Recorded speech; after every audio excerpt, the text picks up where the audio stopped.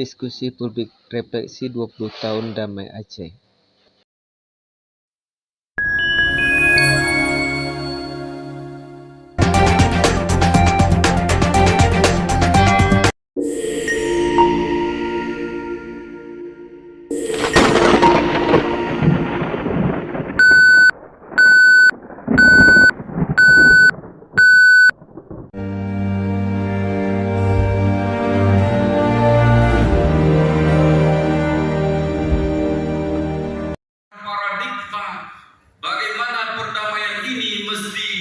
Diberikan pemahaman kepada generasi milenial kita, bagaimana konflik itu menyengsarakan seluruh aspek kehidupan bangsa dan bernegara.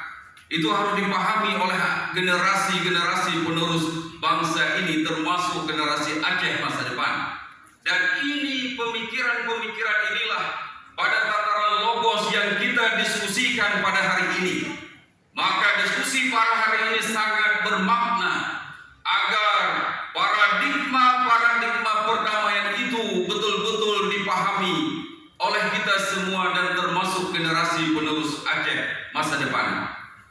Dari logos ini mesti turun kepada etos, amaliyah kita, keseharian kita yang damai, konsep damai tadi dalam konteks pemikiran, dalam konteks ideologi, ini mesti diamalkan dalam kehidupan keseharian.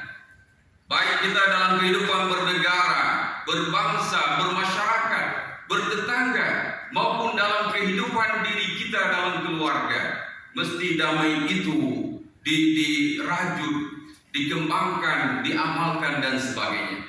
Mudah-mudahan diskusi ini nantinya menghasilkan berbagai pemikiran, berbagai ide, sehingga damai di Aceh itu tetap langgeng hingga masa-masa yang akan datang.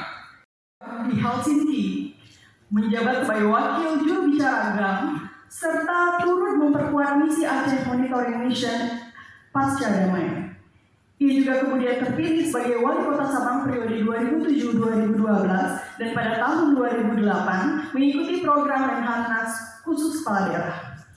Pasca damai, Bapak Munawar turut mendirikan Sekolah Perdamaian dan Demokrasi atau SPD untuk memperkuat budaya damai di Aceh.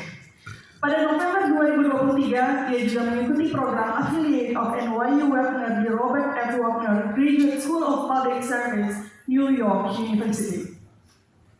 Kepada Bapak Munawar bin Zainal, waktu dan tempat kami persilakan.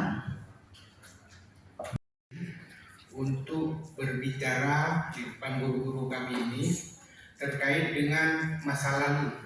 Jadi ini cerita tentang masa lalu, kemudian nanti Pak Mawardi akan bercerita tentang UPA, dan Profesor Rusdi akan bercerita mungkin tentang revisi yang terbaru. Jadi sedikit kita kembali ke sejarah Aceh, ini penting untuk disampaikan dari perspektif orang Aceh. Jadi kepada makhluk-makhluk gaib yang baru ditugaskan ke Aceh juga turut harus mendengar ini cerita dari perspektif orang Aceh, bukan tidak akan ditemukan mungkin di buku-buku. Jadi untuk diketahui bersama bahwa Aceh zaman dahulu terletak ataupun ada di dalam peta konflik-konflik internasional. Ketika terusan Suez dibuka, itu ada hubungannya juga dengan Aceh. Aceh dengan Inggris dulu pernah membuat perjanjian dinamakan dengan London Treaty atau Traktat London. Kemudian dikarenakan ada perubahan-perubahan global, Turki Utsmani melemah, diganti menjadi Sumatra Treaty atau Traktat Sumatera. Di mana di dalam Traktat Sumatera bahwa Aceh itu tidak lagi bekerja sama ataupun kalau diserang tidak akan lagi dilindungi oleh Inggris. Sehingga Belanda mengumumkan perang kepada Aceh tahun 1873. Jadi perang antara negara Belanda dengan Kesultanan Aceh ataupun negara Aceh. Terjadi perang yang panjang, banyak peristiwa yang terjadi. Kemudian pada tahun 1942 Jepang mendatangi Asia Tenggara, sempat bersahabat sebentar, kemudian ribut juga dengan Jepang. Dan pada tahun 1945 tokoh-tokoh nasionalis di Jakarta memproklamasikan kemerdekaan Indonesia. Jadi kalau di Amerika, negerinya Pak Reza Indria, itu ada Independence Day, memang hari kemerdekaan yang disepakati antara Amerika dengan Inggris. Tapi di Indonesia pada tahun 1945 itu proklamasi sebelah pihak, proclaim, menyatakan diri merdeka pada tanggal 17 Agustus 1945. Dan negara yang menjajah waktu itu di Belanda tidak mengakuinya. Nah, kemudian terjadi beberapa peristiwa. Pada tahun 1949 ada konferensi meja bundar. Jadi konferensi meja bundar atau round table meeting di Den Haag di bulan Agustus tahun 1959 itu ada 3 delegasi sebenarnya. Ada delegasi Belanda yang dipimpin oleh Menteri Luar Negaranya. Kemudian ada delegasi dari Indonesia itu 2. Yang pertama dipimpin oleh Muhammad Hatta dan Muhammad Rum. Kemudian ada delegasi kedua yang grup federal ataupun ingin Indonesia itu menjadi negara serikat yang dipimpin oleh Sultan Abdul Hamid dari Pontianak dengan Made Agung dari Bali. Jadi walaupun 3 delegasi, 2 delegasi dari Indonesia waktu itu sepakat untuk mendapatkan kedaulatan, tidak ada gantinya. Apakah nanti akan menjadi republik atau tidak itu urusan orang Indonesia. Nah, dari perspektif Aceh, kejadian 1959 itu adalah transfer of sovereignty. Ada pengalihan kedaulatan dari Hindia Belanda menjadi Republik Indonesia. Dari perspektif gerakan Aceh Merdeka dan perspektif orang Aceh, itu adalah illegal transfer of sovereignty. Jadi ada penyerahan kedaulatan yang ilegal, yang dimana Belanda tidak pernah mendapatkan kedaulatan Aceh, kemudian menyerahkannya kepada negara yang baru berdiri, Republik Indonesia. Sehingga kalau mungkin kawan-kawan di UIN yang belajar bahasa Arab ada satu istilah namanya faqidu syai' la yu'ti. Orang yang tidak memiliki tidak bisa memberi. Jadi bagaimana Belanda yang tidak pernah menguasai kedaulatan Aceh tapi menyerahkan kedaulatan Aceh kepada negara yang baru terbentuk, Republik Indonesia. Karena di waktu itu Republik Indonesia waktu menyatakan diri sebagai negara yang merdeka tahun 1945 oleh Belanda tidak diakui, sehingga ada peristiwa yang disebut dengan aksi polisionil. Ada agresi Belanda yang datang lagi ke Indonesia waktu itu. Jadi inilah cerita pertama. Kemudian ada beberapa peristiwa antara 49 dengan 53. Tahun 53 Aceh ikut dalam pemberontakan yang dinamakan dengan DITII, Darul Islam, Tentara Islam Indonesia, tahun 1953. Misalnya, bagi hasil migas itu sudah ada dalam Undang-Undang 18 tahun 2001. Walaupun pada waktu itu katanya berlaku masa 8 tahun. Ya. Wali Nagro sudah ada dalam Undang-Undang 18 tahun 2001, walaupun tidak persis sama. Jadi ini carry over dari undang-undang yang telah ada sebelumnya. Yang ketiga, ini yang khas, isi dari MOU Helsinki. Nah, ketika isi MOU Helsinki dibawa ke dalam ini, di situ yang banyak kali masalah. Ada masalah yang kadang-kadang Helsinki nyerempet tentang kewenangan pemerintah. Misalnya tentang keharusan adanya persetujuan concern terhadap pembentukan undang-undang dari DPRD Aceh. Istilah yang digunakan kalau dalam bahasa Indonesia concern artinya persetujuan. Kalau dikatakan persetujuan, jadi seolah-olah Aceh ini lebih tinggi. Akhirnya diubah menjadi pertimbangan dan konsultasi. Jadi ada beberapa yang tidak persis sama, ya. Di samping ada juga yang kadang-kadang yang walaupun tidak persis ya, tapi relatif lebih sama. Tentang partai lokal misalnya, tentang pemilihan kepala daerah, ya. Kalau calon independen sudah ada Undang-Undang 18, ya. Sudah ada Undang-Undang 18, walaupun Aceh tidak bisa melaksanakan itu. Sehingga yang pertama melaksanakan pilkada langsung, bukan calon pendapat, pilkada langsung itu bukan aja yang pertama. Kalau masalah DKI ya. Nah, jadi karena situasi. Jadi yang ketiga itu adalah isi dari MOU Helsinki. Dan ini yang saya katakan tadi, itu memerlukan perjuangan yang berat. Karena memerlukan perjuangan yang berat ini, kan tadi draftnya sudah disiapkan oleh Pansus 18 DPRD Aceh. Jadi mereka yang, jadi kita harus hormati dan hargai teman-teman dari DPRD Aceh. Lalu kemudian dibentuk tim pengawal, ya, tim sosialisasi dan advokasi namanya. Nah, lagi-lagi siapa yang berperan ini? DPRD Aceh juga waktu itu. Jadi DPRD Aceh membentuk tim advokasi dan sosialisasi draft rancangan UPH yang diketuai oleh almarhum Pak Abdullah Saleh. Ya, mudah-mudahan beliau di luar sana kuburnya. Jadi beliau ketua timnya. Sebenarnya tentang partai ulama. Ya. Kebetulan pula lagi-lagi kami dipercaya sebagai tim ahlinya. Kebetulan saya sebagai ketua, mungkin karena saya tua. Jadi itu prosesnya. Jadi ada yang carry over dari Undang-Undang 32, ada yang carry over dari perundang-undangan yang telah ada sebelumnya, ada yang isi MOU sendiri. Yang keempat, komponen keempat dari Undang-Undang PA adalah kebutuhan untuk percepatan perwujudan kesejahteraan dan keadilan masyarakat Aceh. Nah, ini merupakan hasil perjuangan bersama seluruh komponen masyarakat Aceh untuk kompak, yang namanya GAM, namanya NGO, namanya macam-macam, bersatu merumuskan beberapa hal. Salah satunya itulah dana otonomi khusus. Jadi dana otonomi khusus itu hasil perjuangan bersama. Tidak ada dalam MOU Pak Menawarkan. Dana otonomi khusus tidak ada dalam MOU. Itu hasil perjuangan bersama. Nah, karena hasil perjuangan bersama, maka ada jobnya begini. Pertama kita minta berapa? 5%.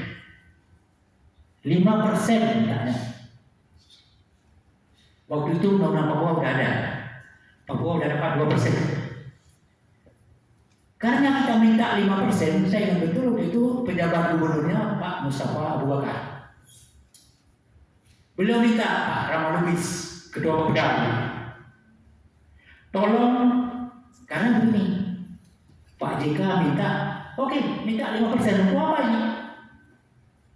5% dari DHU nasional, kan luar biasa besarnya. Untuk apa? Jadi minta, tolong buat perencanaan. Dibuatlah perencanaan dalam tempo 3 hari untuk penggunaan dana otonomi khusus selama 20 tahun. Coba kita bayangkan, bapak-bapak yang ahli perencanaan, bagaimana membuat perencanaan dalam waktu 3 hari untuk 20 tahun.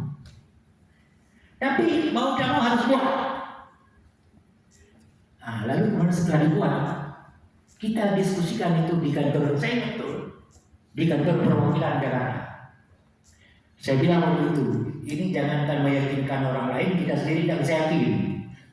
Ya, dan itu wajar-wajar saja.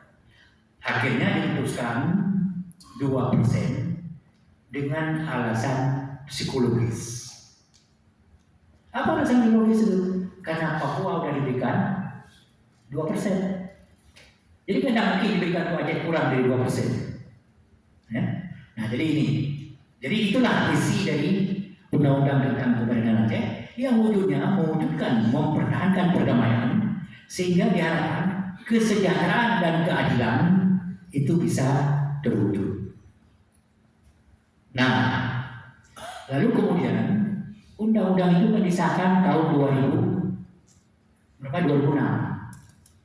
tanggal 15 Agustus. Jadi ketika udah disahkan sekarang udah 20 tahun. Usia 20 tahun, usia yang paling layak untuk kita evaluasi. Ya. Paling layak untuk evaluasi. Jadi oleh karenanya kebetulan Papua melakukan evaluasi tahun 2021. Sebelum Papua berhasil, kebetulan saya diajak oleh DPRD Aceh pergi ke Papua. Pergi ke Papua, bicara dengan orang DPRD Papua, orang Papua bilang begini, sama Pak Rektor, kita udah jalan terus nih, kan? Ya. Jadi kata orang Papua, ini kelihatannya sulit sekali untuk mewujudkan perubahan undang-undang ini kalau sendiri. Mereka mengajak supaya Aceh ikut bersama-sama. Itu tahun 2021. Saya ikut ke Papua. Ikut bersama-sama. Karena kita udah terancam waktu itu untuk yang 1%. Walaupun undang-undang mengatakan 1% akan berakhir. Tapi maunya kan sebelum berakhir bisa kita perpanjang. Disepakatilah. Ini harus bersama-sama Papua dan Aceh memperjuangkan perubahan. Kita bentuk Kokus Aceh Papua, kan keren ya? Jadi ada Kokus Aceh Papua, sepakat semua. Ya. Tapi ya itu tadi sampai di Aceh, tidak ada yang peduli lagi, tidak ada yang peduli lagi. Sehingga sampai menjelang sudah berakhir dana yang 1%, menjelang berakhir yang 2%.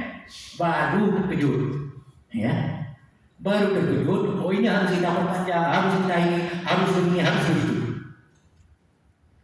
Nah, lalu kemudian itu pun pada waktu itu, jujur saya katakan tadi, bapak-bapak dari DPR kan ada yang hadir ya. Oh itu DPR ada senyum. Mereka mengatakan begini, kita tak perlu revisi. Yang perlu adalah optimalisasi. Jadi saya katakan optimalisasi itu sesuatu yang masih ada. Ini adalah khusus Muhammad bisa. Apa yang kita optimalisasi lagi? Kan tidak ada. Nah, akhirnya bagaimana caranya? Waktu itu pejabat dengan Pak Ahmad Marzuki. Saya ini dalam kehidupan ini banyak kali kebetulan Pak Rektor. Saya kebetulan aja hari keempat Pak Marzuki jadi PJ Gubernur saya dipanggil, ya, diundang ke Muldoko karena saya tidak kenal beliau. Diundang, ya yang telepon itu ajudannya, tidak mungkin Gubernur telepon kan, tapi namanya kita ya walaupun ajudan yang telepon kan cepat-cepat datang. Ya. Saya hadir, lalu ini kita diskusi lah. Kita sampaikan Pak, ini leading sektornya bukan Gubernur, leading sektornya DPR, tapi bagaimana mereka tidak setuju? Itulah kita Bapak panggil pimpinan, yakinkan mereka bahwa ini perlu. Lalu kemudian beberapa kali pertemuan, saya ingat betul pimpinannya hadir lengkap semua, ketua fraksi, ketua komisi dan beberapa tokohnya hadir. Kemudian di luar yang penting-penting itu, kemudian saya dengan Pak Setiabudi, ya, mana saya diajak oleh Gubernur untuk bersama-sama. Akhirnya disepakati kalau begitu boleh, tapi hati-hati kita jangan sampai ketika kita buka sangkar mau memasukkan buruh dari luar ke dalam, jangan buruh dari dalam yang keluar. Saya katakan waktu itu nggak apa-apa, makanya kita harus hati-hati, pilih yang penting-penting aja, yang apa namanya. Jadi lalu kemudian kita lakukanlah evaluasi apa perlu secara singkat, ya, nggak sedikit lagi. Secara singkat, saya sering mengatakan begini, ada 4 komponen yang harus diubah, wajib. Pertama, ini saya bicara tentang hukum, ya. Dalam undang-undang tentang pedoman pembentukan peraturan perundang-undangan, boleh dilihat pasal 10, ya. Itu apa materi muatan dalam sebuah undang-undang, termasuk undang-undang tentang perubahan. Salah satunya tindak lanjut putusan Mahkamah Konstitusi itu wajib dimuat. Apa putusan Mahkamah Konstitusi terkait dengan UPA? Tentang calon independen misalnya, ya kan? Itu wajib dimuat. Nah, itu kelompok yang pertama, dan banyak lagi pasal-pasal lain. Yang kedua, harmonisasi kewenangan. Apa itu? Karena dalam UPA ada beberapa kewenangan yang tidak bisa dilaksanakan karena telah terjadi pergeseran kewenangan pada kelembagaan di tingkat pemerintah pusat. Sama ini, dalam UPA dikatakan perselisihan hasil pilkada diajukan ke Mahkamah Agung. Sementara Mahkamah Agung nggak punya kewenangan lagi, sudah dialihkan ke Mahkamah Konstitusi. Wajib kita ubah. Ya kan, wajib kita ubah. Yang ketiga, saya menamakannya legalisasi. Kenapa legalisasi? Maaf kalau saya katakan, banyak praktek pemerintahan daerah dalam bentuk kebijakan, kanun, perpu, peraturan DPRD yang ilegal, tidak sesuai dengan hukum. Misalnya apa? Pasal 251 tentang nama Aceh, nama dan gelar pejabat senior Aceh ditetapkan dengan peraturan pemerintah berdasarkan usul dari gubernur. Itu kan tidak dilakukan. Yang mana Pak? Ditetapkan dengan pergub. Ini Pak Usi tahu, boleh nggak perintah undang-undang dan PP kita buat yang pergub? Ya?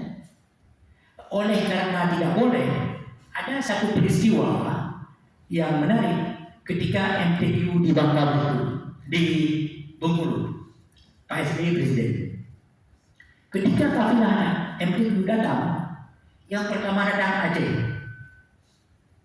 karena namanya Aceh, yang pergub. Pak SBY tanya sama Menteri Dalam Negeri, kalau nggak salah pada waktu itu Gamawan Fauzi. Pak Menteri, kenapa Aceh pertama? Itu kan Aceh, rasanya saya belum pernah tekan PP tentang nama Aceh. Kok udah Aceh? Ini kan, ini fakta. Oleh karenanya sampai dengan sekarang ini, kalau surat-surat dari Jakarta ada yang menulis Aceh, ada yang masih tulis Nandro Aceh Darussalam. Kenapa?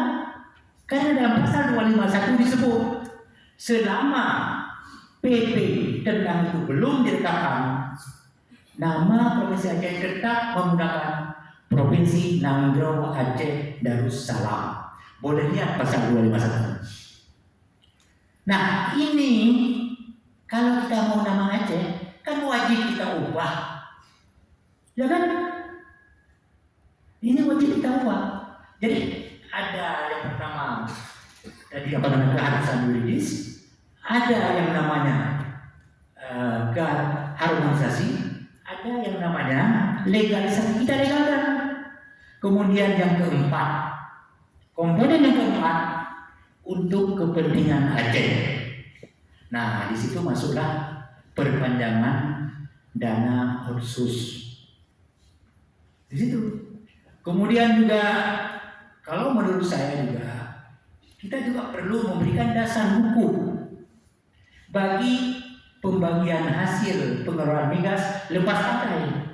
Selama ini hanya kendak PP. Ada PP 23 tahun 2015. Dasar hukum PP itu apa? Tidak ada dalam UPA. Kalau ada orang iseng ganggu, bisa dibatalkan. Tapi alhamdulillah ada iseng, sehingga masih berjalan sampai dengan sekarang. Ini perlu kita untuk kepentingan Aceh. Kemudian ada lagi yang untuk kepentingan Aceh, kita pertegas kewenangan yang selama ini bersifat abu-abu. Misalnya pengelolaan sumber daya alam. Itu Bapak Ibu sekalian. Walaupun dalam undang-undang itu disebutkan misalnya tentang investasi asing, penanaman modal asing, itu tidak disebutkan kewenangan dari Aceh, tapi ditafsirkan oleh Jakarta sekarang ini. Itu ada yang menafsirkan kewenangan pemerintah pusat. Ada kasusnya ketika Menteri Investasi mencabut dari sebuah perizinan di kawasan Aceh Tengah tentang penanaman modal asing. Alasannya apa? Alasannya ini kewenangan pemerintah pusat karena penanaman modal asing. Uniknya, waktu itu pemerintah Aceh protes. Itu kewenangan Aceh. Jawaban Jakarta dua. Satu dari Menteri Investasi yang mengatakan kewenangan pemerintah pusat. Satu lagi Kementerian Dalam Negeri. Menteri Dalam Negeri, saya punya catatan ini, mengatakan yang memang itu kewenangan pemerintah Aceh. Jadi pada level pemerintah pusat sendiri itu tidak satu pendapat. Yang seperti ini itu mungkin perlu kita pertegas kembali dalam momentum perubahan ini.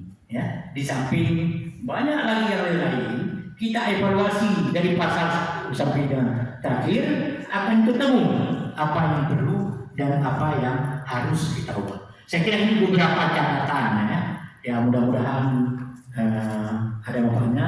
Maklum saya nggak banyak lupa juga ini. Udah tua Pak Rektor ya. Nah, udah tua. Jadi cuman sedikit-sedikit masih ingat juga ya. Karena kebetulan itu tadi. Kebetulan dalam proses UPA ini saya termasuk yang banyak sekali diajak ya. Baik diajak oleh gubernur maupun diajak oleh BPRA. Jadi karena banyak-banyak diajak, ya sedikit tahulah ya. Saya kira demikian saja, lebih kurang saya mohon maaf, mungkin banyak kurangnya Ibu Moderator ya, mohon maaf ya, mungkin agak mengambil waktu sedikit ya. Assalamualaikum warahmatullahi wabarakatuh. Waalaikumsalam warahmatullahi wabarakatuh. Asal Aceh yang mengabdikan diri sebagai dosen Fakultas Hukum Universitas Syah Kuala sejak 1977 hingga pensiun dan pernah menjabat sebagai dekan Fakultas Hukum dari 2005 hingga 2009. Beliau juga memiliki pengalaman luas di bidang politik dan pemerintahan, termasuk sebagai anggota DPRD Provinsi Aceh dari 1992 hingga 1999, tenaga ahli DPR Aceh dan tenaga ahli Gubernur Aceh.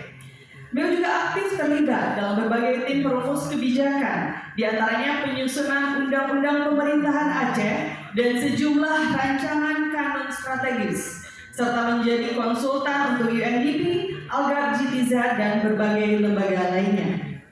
Karya-karyanya meliputi penelitian dan publikasi tentang hukum, politik, otonomi khusus, dan perdamaian, baik di tingkat nasional maupun internasional, termasuk membandingkan model otonomi Aceh dengan Sahara Maroko. Ia juga kerap menjadi narasumber di berbagai seminar di dalam dan luar negeri dengan rekam jejak kunjungan akademik ke Asia, Eropa, Timur Tengah, dan Amerika Serikat. Para hadirin yang kami hormati, kita sambut Bapak Mawadi Ismail SHMH.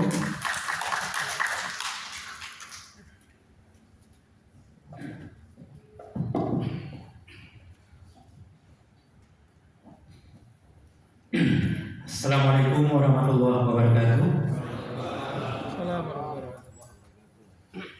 Pertama-tama saya mohon maaf ya, suara saya tidak selantang Pak Munawar ya, karena saya ini baru pulih dari sakit ya. Jadi mohon maaf kalau suaranya agak sedikit ini ya. Yang kami hormati tentu moderator, para narasumber, Pak Rektor sedang ada acara, dan Bapak Ibu, para pimpinan UI, serta hadirin dan hadirat yang saya muliakan. Pertama-tama tentu kita bersyukur bahwa kita masih dapat hadir dalam acara 20 tahun Damai Aceh. Kemudian selawat dan salam kita sampaikan kepada junjungan kita Nabi besar Muhammad Sallallahu Alaihi Wasallam. beserta para sahabat dan kerabat beliau sekalian. Teman-teman, saya bisa bilang teman-teman, bisa bilang kolega. Terus revisi Undang-Undang Pemerintah Aceh, dan beliau aktif mengajar, meneliti, dan berkontribusi dalam pengembangan kebijakan hukum di Aceh maupun tingkat nasional. Kepada Prof. Dr. Husni Jalil, waktu dan tempat kami persilakan. Terima kasih atas kesempatan yang diberikan. Assalamualaikum warahmatullahi wabarakatuh. Syukur alhamdulillah pada hari ini bisa bertemu dalam diskusi publik ini, tapi juga silaturahmi. Saya dengan Pak Mati juga sudah lama bertemu. Apa ini satu kampung, ini keluarga, rupanya narasumbernya sama-sama satu keluarga. Tapi karena visinya berbeda, sehingga tidak ada persoalan ya.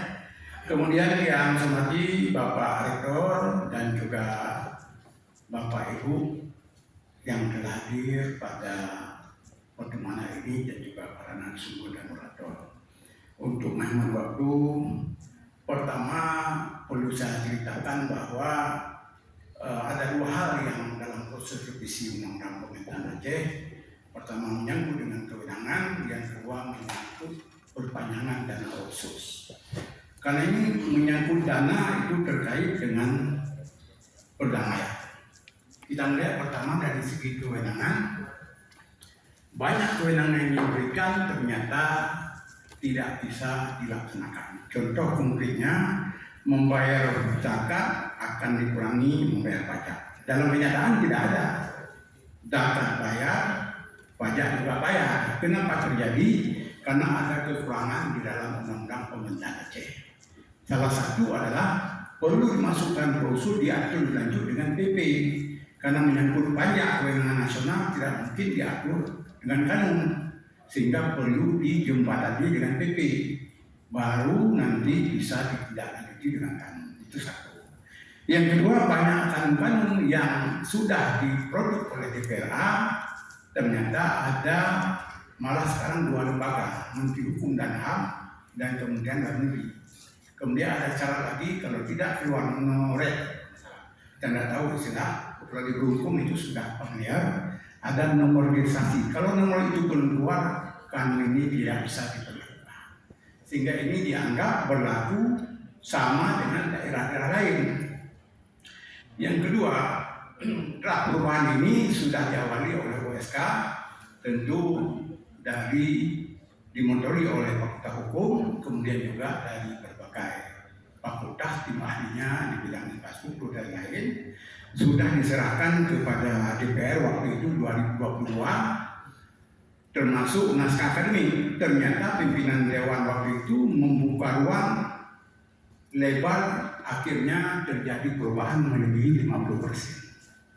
Akibat melebihi 50% dari Undang-Undang Nomor 12 sudah berarti bukan revisi, mencabut yang lama, sehingga muncullah ide dari tokoh-tokoh kalau ini dibawa ke DPR ini bisa hilang semua, buyar. Akhirnya tidak pernah dilanjutkan. Sementara dana otsus sudah mau berakhir 2 tahun lagi, 2027. Sehingga pimpinan Dewan sekarang mengambil inisiatif, peganglah draft revisi dari OSK lebih kurang 17 pasal, tidak lebih. Sedangkan versi DPR yang dikembangkan berbagai daerah menjadi lebih dari 100 pasal kalau tidak salah. Akhirnya khawatir kalau ini dibawa nanti disupili pusat. Teman-teman Aceh mau uang atau kewenangan. Sementara uang sangat butuh, kewenangan juga butuh. Akhirnya tidak berani untuk dikirim. Padahal 2023 itu sudah ada dalam prolegnas. Makanya dalam pimpinan sekarang akhirnya diambillah draft versi Jurubicara Kuala, yaitu 17 pasal. Kemudian dari pemerintah Aceh menginginkan jangan terlalu banyak. Kalau dibahas oleh balik itu akan lama. Kalau di bawah 10 itu akan dibahas oleh komisi, sehingga akan lebih mudah koordinasi. Akhirnya hanya 2 persoalan pokok yang direvisi, hanya 8 pasal, 1 pasal tambahan. Kemudian kenapa salah satu yang menjadi persoalan menyangkut dengan dana otsus, saya sudah sampaikan juga dulu, kalau dana revisi UPA tidak terjadi pada Juni 2026, maka pada saat dibahas anggaran untuk 2028, dana otsus nanti akan los 2028. Begitu los itu akan menjadi persoalan tersendiri. Pertama, kita lihat selama ini kita berobat tanpa bayar, sudah berjalan sudah 18 tahun. 2 tahun lagi berakhir, ternyata undang PA belum disahkan oleh pemerintah, maka 2008 orang-orang di kampung berobat ke rumah sakit, begitu pula dibayar. Ini akan menjadi dampak politik yang cukup besar. Sehingga itulah timbul wacana bagaimana segera diperjuangkan menyangkut dengan dana otsus. Diusulkanlah 2,5 tanpa batas waktu dengan alasan bahwa menganut teori money long function. Kalau ada sepanjang dana otsus diberikan ke Aceh, sepanjang itulah dana harus diberikan. Tidak perlu dibatasi. Ini sama dengan draft dulu, 5% tanpa batas waktu. Sekarang 2,5 tanpa batas waktu. Kenapa seperti itu diusulkan? Karena dengan pertimbangan teori tadi money long function. Kalau seandainya bagaimana terjadinya kalau sekarang kita lihat naskah akademik dan draft perubahan sudah diserahkan ke pemerintah dan juga ke badan legislasi dengan 8 pasal perubahan 1 tambahan. Sekarang menunggu kapan ada pembahasan. Kemudian kita lihat menyangkut dengan perubahan ini, sangat berharap bisa tuntas pada pertengahan tahun depan. Kalau tidak pada saat pembahasan anggaran 2028, berarti menjadi persoalan bagi Aceh.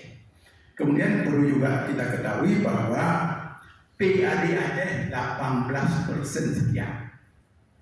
Artinya kalau kita bilang mandiri, bagian mandiri PAD 18%, selebihnya dana semuanya transfer dari pusat. Kalau tidak ada dana, begitu kita ada persoalan dengan pusat, dana terlambat di situ saja ada transfer menjadi persoalan seperti ini. Kemudian kita lihat dana otsus ini digunakan untuk 6 item: infrastruktur, pendidikan, kesehatan, pemberdayaan ekonomi rakyat, kemudian pengentasan kemiskinan, sosial, dan kesehatan. Kalau menyangkut dengan pendidikan, kalau kita melihat dalam undang-undang pemerintah Aceh 30% untuk pendidikan. Sehingga saya pengalaman ada beberapa tahun di BPSDM, itu setiap tahun dibuka tes setiap anak-anak Aceh dari berbagai daerah untuk seleksi mendapat beasiswa, baik S2, S3, baik di dalam maupun luar negeri. Ternyata setelah sudah berlaku lebih kurang 3 tahun dana otsus 1%, ternyata untuk dibuka secara umum tidak ada lagi dana. Yang ada sekarang adalah untuk membayar bagi mahasiswa yang sudah dekat kontrak akan dibayar sampai selesai. Sehingga bisa dibayangkan kualitas pendidikan anak Aceh ke depan kalau tidak ada dana otsus itu akan menjadi kemiskinan. Di Aceh juga terserah payah atau tidak, kita termasuk provinsi termiskin di Sumatera. Di bawah Bengkulu kita nomor 8. Sementara dana otsus ada. Ini juga menjadi persoalan. Sehingga perlu dievaluasi kembali apakah selama ini dana otsusnya belum tepat sasaran atau perlu dikaji ulang supaya dana otsus yang diberikan tidak hanya lebih menonjol satu bidang saja dari 6 item tadi. Kemudian kita lihat menyangkut dengan dasar ini, apakah pengelolaannya nanti sama dengan sekarang atau istilahnya lebih populer yaitu bentuk block grant atau specific grant. Kalau block grant, dana dikirim ke daerah seperti sekarang ini, kemudian provinsilah yang mengatur kontribusi untuk kabupaten kota. Atau specific grant, artinya uang ada di pusat, daerah membuat proposal baik kabupaten maupun provinsi. Kalau programnya diterima baru ditransfer masing-masing langsung ke rekening kas daerah baik kabupaten maupun provinsi. Hal ini sudah berlaku bagi Papua. Papua sekarang seperti itu, uang ada dana otsus di pusat, kemudian provinsi, kabupaten, kota membuat program, kalau di ACC di pusat baru ditransfer. Sehingga kalau kita melihat sistem yang berlaku di Papua sekarang, ini sudah masuk ke dana alokasi khusus, artinya kementerian daerah sudah berkurang. Baik provinsi maupun kabupaten buat program kirim ke pusat, kalau lolos baru dikirim dana. Kalau selama ini dana sudah ada di daerah, daerahlah yang mengelola dengan kabupaten kota, sehingga dari segi kementerian daerah tidak tiap tahun secara dalam tanda petik mengemis ke pusat. Tetapi kalau diberikan secara program, berarti kementerian daerah itu tetap jaga. Sehingga kalau kita melihat dalam konteks ini memang sebuah dilema. Kenapa? Walaupun draft dibuat oleh DPRA, tetapi secara undang-undang nasional, undang-undang itu disahkan atas persetujuan bersama antara pemerintah dengan DPR RI. Sedangkan DPRA hanya sebagai mengusulkan saja, seperti DPD tidak ada kewenangan untuk memutuskan. Kenapa ini bisa terjadi? Karena dalam undang-undang pemerintah Aceh disebutkan setiap perubahan undang-undang yang terkait dengan Aceh harus konsultasi dengan DPRA. Makanya DPRA membuat draft untuk menyampaikan kepada pemerintah sehingga usulan-usulan dari daerah ini bisa ditindaklanjuti. Walaupun kita lihat Papua sudah bersifat speedgrant, kita tidak tahu apakah kita akan berarah ke sana atau tidak. Sehingga kita perlu harus mencari informasi apakah Papua sekarang lebih nyaman dengan pola sekarang atau lebih susah atau lebih menyakitkan. Sehingga perlu ada informasi. Karena kemarin waktu rapat dengan Dirjen juga dari Kementerian Keuangan disampaikan bahwa Papua sudah bagus karena sudah mudah dikontrol dan pertanggungjawaban cepat. Artinya itu versi pemerintah, kita belum tahu dari versi Papua. Jangan-jangan Papua ternyata sangat ketat, sehingga berarti kalau ini yang terjadi, berarti ada, kita tidak bilang mengatakan tidak ada percaya pusat ke daerah, tapi ada kurang kepercayaan pusat ke daerah, karena mungkin sudah diuji 20 tahun, baik Papua maupun Aceh, sehingga belum efektif sesuai dengan ketentuan undang-undang. Ini yang terjadi di Papua. Untuk Aceh masih tanda tanya, apakah nanti pengolahannya dengan Papua atau tidak. Ini akhirnya ada putusannya dari pemerintah dengan DPR RI. Walaupun draft kita buat, tetapi karena secara undang-undang kita tidak punya kewenangan daerah untuk memutuskan terhadap usulan tersebut. Namanya usulan berarti keinginan kita yang terbaik, tapi keputusan akhir tentu ada kompromi antara legislatif dengan eksekutif, dan akhirnya itulah yang berlaku. Mungkin itu secara singkat menyangkut dengan proses perubahan undang PPA, UPA, karena ini saya lihat waktunya semakin sempit. Yang kita harap adalah masukan dari peserta sehingga akan menjadi sebuah dokumen yang bisa membantu pada saat nanti pembahasan undang-undang pemerintahan Aceh di pusat ini tetap harus seperti 20 tahun lalu, perlu dikawal. Kalau tidak dikawal, ini bisa begitu lahir nanti tidak sesuai dengan yang kita inginkan. Kalaupun tidak sesuai sepenuhnya, paling tidak kita sudah tahu dari awal.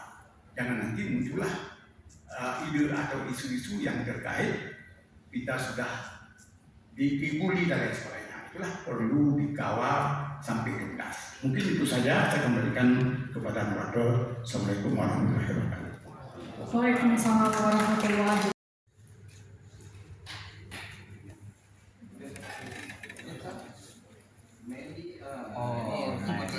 Iya, moderatornya.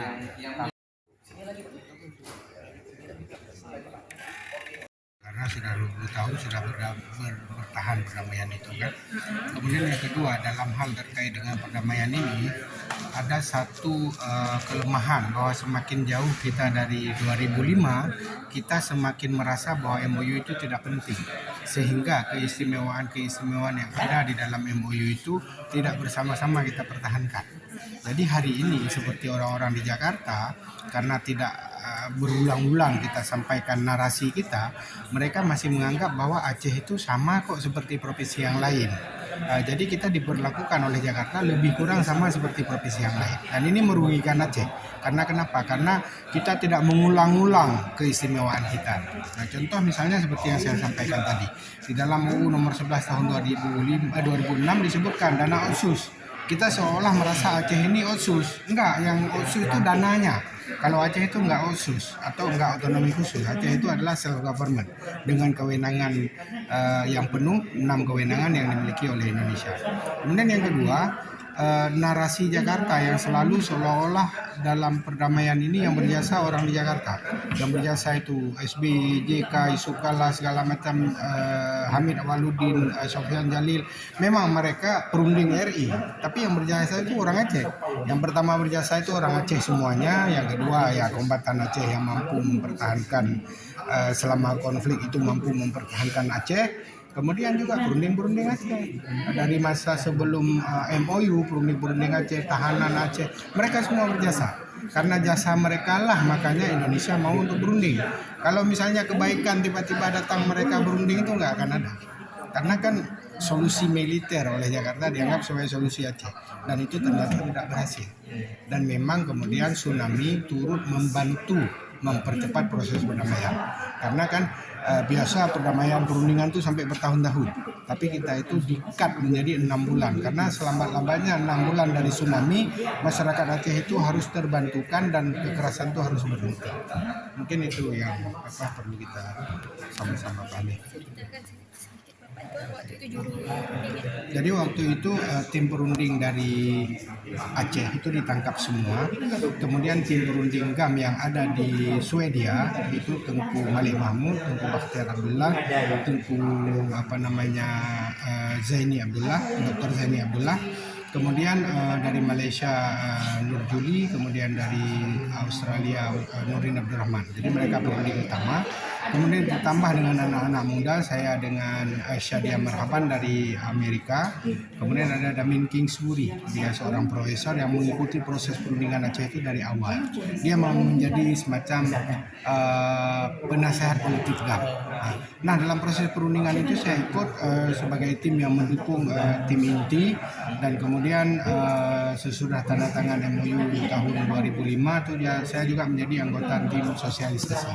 Karena perundingan damai Aceh itu kan perlu disosialisasikan kepada masyarakat Aceh yang ada di luar negeri dan dalam negeri. Dan pulang kita ke sini kita juga membentuk sebuah sekolah namanya Sekolah Perdamaian dan Demokrasi, di mana kita mengajarkan kombatan GAM untuk menjadi sivilian, menjadi orang sipil biasa. Jadi itulah beberapa hal yang ada. Apa yang perlu kita dorong setelah 30 tahun? Jadi sesudah 20 tahun damai ini bek tabu ya. Bek tabu ya. Jadi orang Aceh sendiri harus tahu bahwa Aceh itu berhak dalam banyak hal. Dalam mempertahankan hak dan kewajiban kita ini kita kan harus keras, harus kompak. Jadi jangan sampai misalnya ketika ada keistimewaan Aceh yang kita minta, tiba-tiba ada orang Aceh sendiri, udahlah nggak usah lah, kita kan sama kayak provinsi yang lain, itu nggak boleh. Kemudian yang kedua, Jakarta itu harus juga mendapatkan informasi, mempelajari tentang Aceh. Karena sayang di Jakarta itu sering kebijakan itu sambil duduk di atas meja di Jakarta dibuat kebijakan untuk daerah tanpa memperhatikan daerah. Jadi mestinya setiap kebijakan yang terkait dengan Aceh, pemerintah di Jakarta itu harus mempertimbangkan, mendengar, meriset, melakukan komunikasi dengan masyarakat Aceh. Jadi jangan sembarangan tiba-tiba keluar peraturan yang kadang-kadang aneh-aneh yang tidak bisa kita implementasikan. Jadi padahal dia harus partisipatif, melibatkan banyak orang, dan kemudian transparan juga. Jadi bukan dengan pergub, nggak boleh. Itu yang saya katakan, ini namanya legalisasi, melegalkan apa yang sudah berlaku selama ini supaya kuat. Nah, jadi kemudian baru kemudian yang kebutuhan Aceh, perpanjangan dana otsus, memberikan dasar hukum untuk bagi hasil migas lepas pantai. Dan saya juga melihat ini penegasan kewenangan yang rinci tentang pengelolaan sumber daya alam non migas. Itu kan sekarang ini yang saya katakan tadi agak sedikit abu-abu dalam realisasi. Kita menganggap kewenangan kita, pusat menganggap walaupun mereka masih beda lagi. Menteri ISDM, Menteri Investasi beda dengan Menteri Dalam Negeri. Menteri Dalam Negeri mengatakan itu kewenangan aja. Investasi mengatakan kewenangan pusat. Nah ini kita pertegas. Ini bukan. Makanya saya